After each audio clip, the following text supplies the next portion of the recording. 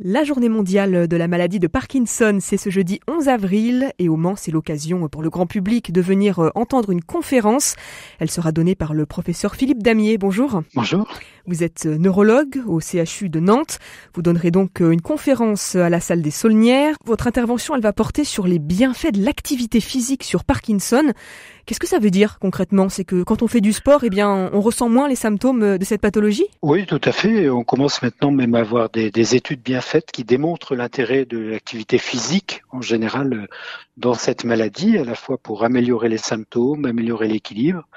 Et puis on peut même ajouter que pour tout un chacun, l'activité physique réduit aussi le risque de maladies du cerveau, comme la maladie de Parkinson ou la maladie d'Alzheimer. Donc il est vraiment très important d'avoir une activité physique régulière et adaptée pour le bien-être de son cerveau et de la personne en général. Ce qui est important de rappeler, c'est que Parkinson, c'est une maladie neurodégénérative. Si on devait faire un petit peu le tableau en France, le nombre de cas, le public qui est touché, qu'est-ce qu'on pourrait dire ? On est à peu près à 200 000 personnes touchées en France, donc c'est la deuxième maladie neurodégénérative en termes de fréquence, donc c'est pas une maladie rare. Par contre, les gens associent souvent Parkinson au tremblement.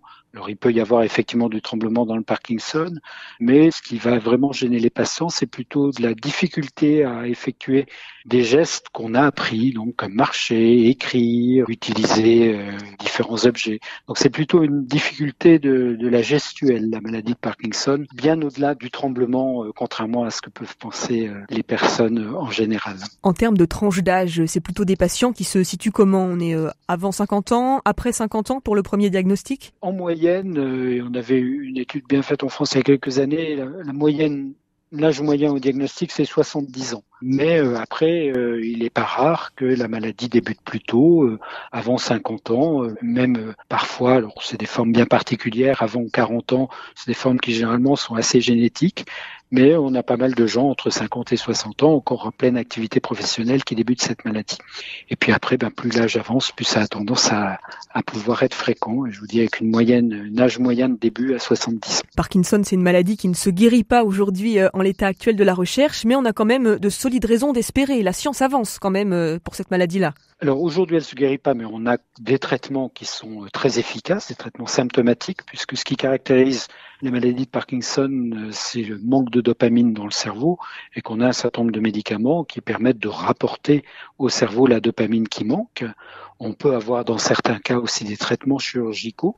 Donc on a des traitements qui contrôlent bien les symptômes chez un grand nombre de patients pendant un nombre important d'années, alors tout ça étant variable d'une personne à l'autre.